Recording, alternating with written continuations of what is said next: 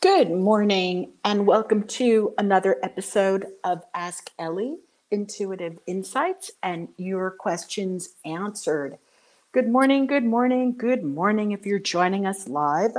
Today is June 16th, Wednesday, and as of now, we're still in a Mercury retrograde, soon to be over. But the top things that we're going to talk about this morning astrologically will be the fact that the sun enters Cancer on June 20th. It will be the summer solstice. It's also Father's Day. And we have Jupiter going retrograde. All right, we'll talk about that. It's going to go retrograde in Pisces until October 17th. Then it makes a final exit out of Aquarius on December 29th, 2021. Then at the end of the year, it will re-enter into Pisces. So it goes back into Aquarius. Jupiter goes back into Aquarius. So just really quickly, if you've got any sun sign, moon sign, ascendant, wherever wherever you are with Aquarius, you want to just know that Jupiter is retrograding, so guess what? Your astrological luck will continue. And for those Piscean, don't worry, it's coming back. You'll have your luck back again. Plus, luck happens to be a mindset. So we're going to end up talking about that in a few minutes. So with that noting of here, I do want to just share with you that we do have the summer solstice, the end of the retrograde. This has been a very interesting retrograde in terms of releasing. And I've had a lot of clients tell me, oh, there's so many things that I'm ready to release. I'm ready to release. And I'm going to tell you, release them and really finally be done with them. The retrograde will want to take them out of your life if you only allow it. Think of like being a hoarder, that you want to get rid of some of the stuff that you have in your home, and you're looking at it and then it's like, oh, someday I'm going to need that again. Well, the rule of thumb is if you haven't used it on that someday in the last 3 years, there's a really good likelihood you're not going to use it again. And so the same is with things that are no longer working for you. Move them out of your life. Make room for the new. Be brave. The thing is that the universe likes risk takers. Now, when I say risk takers, it's not silly risk. These are calculated risks that are done with thought. Only people who hold steady and sit in one spot, weighing themselves down with their old thoughts and their old conversations, there's no lightness of being in that way. And then how are you going to generate and create something new if you're still stuck in your swamp? So anyway, not to lecture, just want to say good morning, and we've got some tips and tools today, and I'm going to ask you to grab a pen and paper in a few minutes. I just want to say hello to everybody here. Thomas, good morning, and Josie and Deb and Eva, good morning, good morning. I'm so happy that you've joined me live today. And so I'm going to go back and talk a little bit about manifesting and creating abundance and wealth in our lives. So there's many layers to this. And one particular layer, one of the most important layers to manifesting, of course, is our self-talk. And if you are not clear what your self-talk is, dedicate one day out of your life, maybe today going forward, and really become self-aware of the little things that you say to yourself. These are the things that you're saying to yourself as you're walking to the kitchen. And you may look around and say to yourself, I'm just making this up. I don't know what people say to themselves. Oh God, I really have to clean up my house. I really need to do my dishes. I have so much to do today. I'm never going to make this money. I don't know how I'm going to pay this bill. I mean, I don't know what you're talking about. Or, wow, today's going to be an amazing day. Today, something exciting is going to happen. Today is going to be a power day. So what you do want to do first and foremost is catch the self-talk. Catch the little insidious self-talk. Even going to the mirror and looking at yourself in the mirror and saying, oh my God, I'm getting a wrinkle, I'm getting old, oh my, I'm getting too fat, I'm getting this, I'm getting that. How come I don't have what I want? Everybody else around me has what they want, and I can never get what I want. How come? How come? Well, those are the things you want to catch. That's the beginning. So with that, take a look at your self-talk. Don't judge it and say, oh God, when am I going to change my self-talk? How come I can't change my self-talk? Be gentle and kind with yourself. First, recognize it. You can't run a marathon until you learn how to walk. So start with your baby steps. And that's what I'm going to suggest to you today is going forward today for the end of the week, pay attention to the things that you are telling yourself ongoingly. Like, oh, how come my kids don't do this? And how come my kids don't do that? And when am I going to do this? And when? Okay, all that stuff counts. Everything counts. So you really want to pay attention to that. Now, next thing, if anybody has any questions, of course, just hit me up right now in the chat, and I will definitely answer them. So, with that, be mindful of your self-talk. Then the second thing is let's take a look at some of the successes that you have had, because it's really easy to beat ourselves up for some particular reason. And I'm just going to say this is not a functioning of the brain, but rather a functioning of historical conversations and cultures to the end of umpteenth time that we have just carried over into our lives, into our programming without even thinking about it. Most of the time, it feels easier for some reason to entertain a negative thought or something that we don't want than to turn it around and turn it into something that we do want or entertain a positive thought. So how many times have you heard yourself say, oh, what if I don't get this? And what if I don't get that? Well, the same way that you're doing, hey, what if I don't get this? And what if I don't get that? And what if this doesn't happen? And what if that doesn't happen? What if it did happen? What if I did win the lottery? What if I did get that great job? What if I did move out of my place? What if I did meet that guy? What if, what if, what if? And turn it to something happier. So, with that being said, that's another practice. Pay attention to your what ifs. Pay attention to all of the let's call them negative, disempowering, unhappy thoughts that you have during the day and turn them into something happier. Now, we're not looking to put chocolate on poo-poo. This is not what it's about. It is not about positive affirmations. Oh, I'm going to be a multimillionaire. That's not it, because that's not changing the programming. Only what you can change is the awareness. So if you are spending 5 minutes going, oh, well, what if we don't get this? And what if we don't get that? And what if we do get this? And what if we do get that? Spend some time redirecting it into an emotion and a thought that empowers you. So with that being said, then we're going to look at responsibility. We take responsibility for everything that is in our life and everything that is not in our life. Well, that will be a huge step, and it's a big pill to swallow, because nobody wants to look around and say, well, I'm not responsible for what happens here. That's not my fault. Well, no one's talking about fault, because fault is a very juvenile emotion. Fault is very childish. You want to work on removing fault and blame from, if you're an adult, you want to work on removing fault and blame from your vocabulary. That's a whole other conversation that we can have. Parents and caretakers and people who are functioning in a, look, I hate to say this, but I'm just going to say it, a lower conscious awareness of the use of their language and the results that their language has on their environment. When they create fault and blame, that's operating in one of the lowest frequencies. You're operating in guilt and shame. And on the spectrum of transcending frequencies and going to higher frequencies where the vibration is faster, where you can attract more wealth, happiness, health, that is not where you want to be vibrating. So you want to stay away from fault and blame and blaming it on other people. Oh, it's this person's fault if they had done that, really?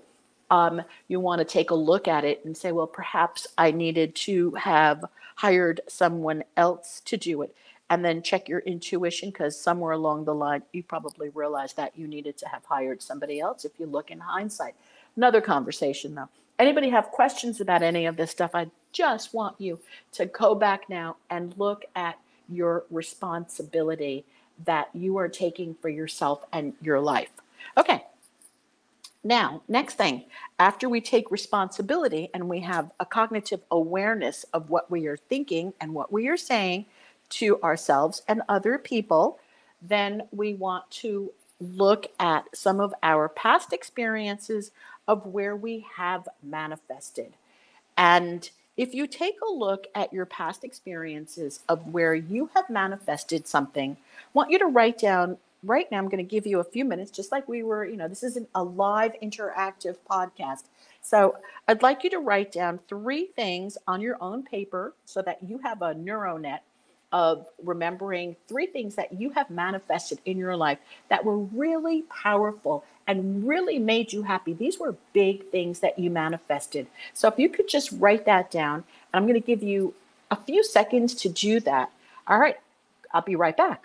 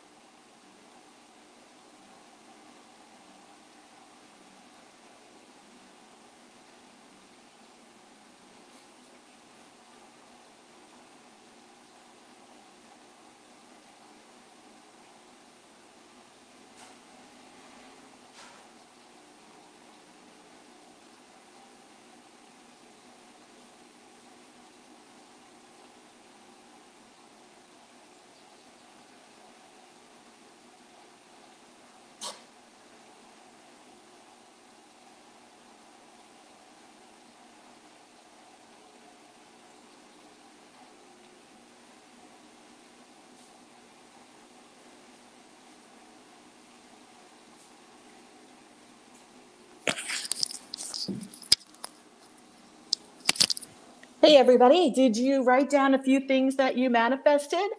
Okay, so anybody want to share? Always welcome to have people sharing what they've manifested, but take a look at what you've manifested.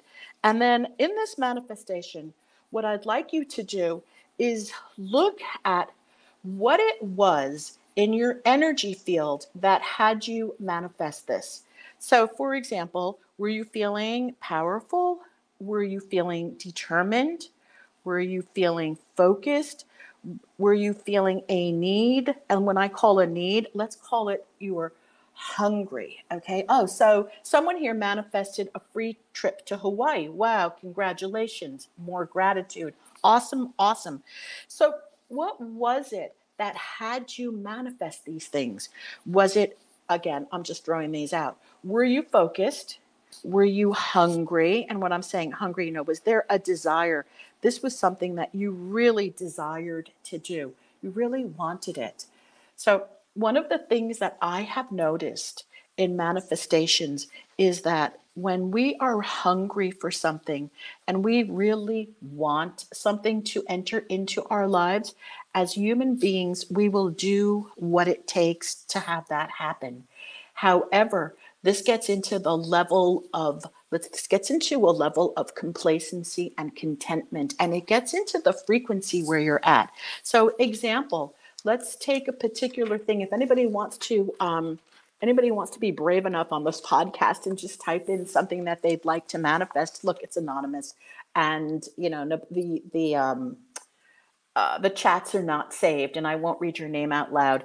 So if anybody wants to write down something that they'd like to manifest, I'm going to show you some of the steps that we use in manifesting that you may hear through other teachers, and then again, you may not. So I'm ready to go. Anybody want to do a retrograde? Anybody want to manifest something over here really quickly?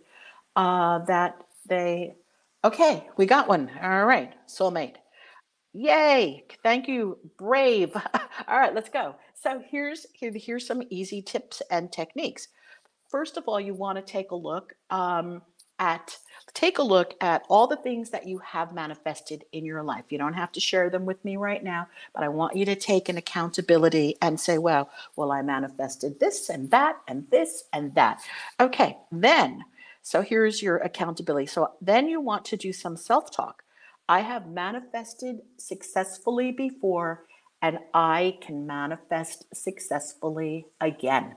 So your self talk goes now, I am able to manifest that which I want. All right, now, really important on this one, soulmate energy. There is a lot of stuff that happens in relationship, and this is where you're going to have to do a very, very deep soul search. And what I'm saying by this is, forget what everybody has told you. Forget all of these things that people have told you. Oh, you're going to meet him here, you're going to meet him there, you had your astrology, you're never going to meet him. I don't know what people have told you. And I want you to take a really good inventory as to what you have heard about relationships and your soulmate, and quote unquote, the stories that have been told to you, or the information that you have on your back burner about your belief system about finding a soulmate. All right. After you do that, you want to take inventory of your own personal beliefs that you have and the conversations that you have. You see, if you have a conversation ongoing, if I meet somebody, then he has to have this or she has to have that. And what if, and then you go into the what if they don't have this? What if they don't have that? Now, most of the time, what happens over here is the outward projections and the fears of not being able to attract anybody, or why am I not meeting that person? That's another conversation you want to give up. You don't want to say, why am I not meeting this person? The conversation wants to become, I'm so excited. I'm ready to meet my person now. I'm ready to meet my soulmate now. I'm ready to meet my partner now. I'm really excited that this is happening for me now. And I welcome this person coming into my life, and I receive this person coming into my life with gratitude. I am here. I am ready. I am ready and open to receive and willing to receive this. Now, this is a different energy as to, when am I going to get this person? How come I'm not meeting this person? I go over here and nothing works. They have that, blah, blah, blah. Okay.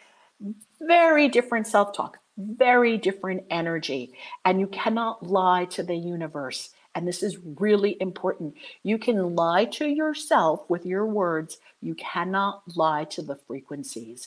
So, if you have a frequency that you think that you're not good enough, oh, nobody's going to want to be with me. I'm not beautiful enough. I'm not this enough. I'm not that enough. I have that. Whenever you got like 100 things that are not good enough inside of you in your self-talk, this is where you got to go back and do your self-talk. Okay, like, what am I really saying when I look in the mirror? Am I saying, wow, I'm so beautiful. I'm gorgeous. I'm happy. I'm fit. I'm healthy.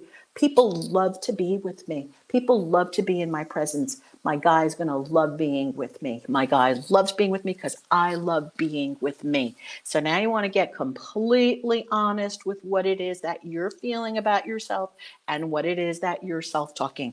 And if you're having a self-talk with, oh, it's getting hard. There are too many people. I can't find anybody. The pickings are slim. All the good ones are taken. You got to be careful with all of that. All right. So now, with that being said, then you want to pay attention to what it is that you're self-talking, and now you want to redirect that into what it is that you want. And that becomes that I am now open again to receiving this. Relationships come easily to me and effortlessly. Everywhere I go are opportunities for me to meet new people. Everywhere I go are opportunities for me to meet my soulmate. So here's the thing. This has to step into a different conversation. It steps into a totally different conversation of accepting and receiving this person into your life. and staying away from those other conversations that kind of slip in insidiously. Then the other thing that you want to do is that you want to start to hang around with couples. And I know this sounds kind of like you want to stay away from the single life and hanging around with the girls or the guys, because you're going to go out, and that's fine. You can still do that. You can go out with your lady friends, you can go out with your guy friends. However, the more that you get around couples and have an energy of, I now, you know what, that's for me, that's for me, that's for me. The more that you get into that kind of an energy of allowing and accepting and receiving and hanging around with people that are couples, then the universe says, oh, she loves being in relationships. She loves being around couples. She really wants to be a couple. So we're going to create her as a couple. So these are the little things that you can start to do. And it may seem like, oh, I did all of that before and it didn't work. Okay, that was then. This is now. There may have been something in your programming that you were saying that that you're unaware of, and it may even be an energy that you walk around with where you're like, oh, I'm never going to meet anybody. Everybody's taken. This is what my life is going to be like. I'm resigning myself to this life. I may never have this person. Okay, any of that stuff, gotta go, because meeting people can change. Once you change that frequency, that self-talk, that default thermostat of where you are, once you change that, everything can change on a dime. You could walk out and meet somebody at the supermarket that wasn't there last week, because your like attracts like. So you always want to remember that. Like attracts like. Water seeks its own level. Look to see who you're hanging around with. That will be like the biggest indicator. If you're hanging around with people who are unhappy in marriages or unhappy in relationships, you're not going to be attracting a soulmate. Get around people who love their partners. And I don't mean you're not going to attract it. I don't mean like that, just flippantly. I'm just saying it's a frequency. I mean, of course, you have the possibility of attracting a person, only it's an energy. If you're hanging around with broke people, you're going to, what's the chance? Like attracts like. Birds of a feather flock together. This is true stuff. So if you want to be in a relationship, hang around with couples that are happy with each other. Get into places where people go together, and then don't create that conversation. I'm a third wheel. Stay out of that, okay? Just be happy that you're in an area, or you're with people who love to be with one another. They're beautiful. They set a role model. You tell yourself, that's for me. Okay. That's a lot of information, and it's easy, but it's not that easy to implement. So the first place to begin over here is to begin it with your conversations with yourself, and then your expectations. Be mindful that you are now ready to receive and that you love yourself. And when you love yourself, it makes room for other people to love you. You cannot be complaining and bitter about the opposite sex or about people and then want to attract a partner. And that goes for money also. And Priya over here, hi, welcome, welcome. So if you're looking to manifest money, it's the same thing. You cannot. Well, I mean, you probably can, who knows? But the chances are, the likelihood of manifesting money when you're talking negatively about it are really not high. If you're happy, if you're out on a date with somebody and let's say that you go out on a date with a guy, and he he's dressed really well, and he's got a fancy watch, and he looks as if he takes really good care of himself, and he's very groomed, and you see him enjoying expensive things because he drives a fancy car, because you saw his car. If you go on a date with him and you start complaining, he may have other really wonderful qualities besides the things that you're seeing right there in front of you. If you're complaining, oh, I just can't stand guys that take so much time grooming themselves and wear expensive fancy clothes. Well, guess what? That guy's going to not go out on a date with you again. And it's the same thing with money. If you're constantly complaining about money and that, oh, only the rich get richer, and it's so unfair, and I have to work so hard for my money, and all of these complaints that people have about money all the time. Well, money's going to stay away from you because money loves to go to people who love it, appreciate it, take good care of it. It's almost as if it's a relationship. And if you're going to, wouldn't you want to be with somebody who appreciates you, takes care of you, values you, and yeah, really appreciates and values you? That's the same with money. Money's going to hang around with people who value, appreciate what it can do for them and for other people. Anyway, so summing this all up for today, what I'd like you to do is write down your lists of all of the things that you've accomplished in your manifestations, and then take a look at what your self-talk is around the things that you want to manifest. And then with the things that you want to manifest, take a look at, again, your self-talk, the frequency. It's really the energy that you have it. Because like I said, you could be doing affirmations. Oh, I'm a millionaire. I'm a millionaire. I'm a millionaire. But if you don't feel internally like a millionaire, that's what you're going to have. And how can you feel like a millionaire if you've never had $1 million? If you've never had that money, how can you feel like a millionaire if you don't have that experience? So you may want to get around people who do have millions of dollars so that you can see how they think and how they feel. All right. We're closing up, and I just want to share with you, this has been delightful. This subject is never ending, and there's so much to teach on it. Only the first thing is begin with your thoughts and begin with the energy that you have to this. I just want to leave you with a real quick story. I had a client many years ago, and she was single and wanted to meet her man friend. And she went to the gas station, and one of the things that she did when she went to the gas station, this is pumping gas by yourself out there, she was looking good, she felt good, she smelled good, she's a beautiful woman, and a beauty is in the eyes of the beholder. And a gentleman came up to her at the gas station, and he said, I'm taking a chance, I don't know, there's something about you, there's something about you, here's my business card. And so she looked at him, and she said, well, here's my business card. And that was the end of the exchange. And you know where this story is going, okay? He called her. They went out on a date. They ended up being married. And they're still married. As far as I know, this story is from a few years ago. And as far as I know, they're still married to one another. And so you could meet somebody anywhere. I had a client who met her husband at the door. And I remember that it was a reading that I had done for her many years ago. And I said to her, you're going to meet your husband. He's going to come to the door. And I said, he's not UPS. He's not FedEx. He's not the mailman. I don't have an answer for you, like how you're going to meet him at the door. Anyway, it turned out that her daughter had a sweet 16 party. She had been divorced. A gentleman who was bringing his daughter, who was also divorced, unbeknownst to her, she didn't know this guy, came. They started talking. He came to pick up his daughter. They started talking again. And guess what happened? The two of them blended families. So they ended up getting married. And how did she meet him? He came to her door.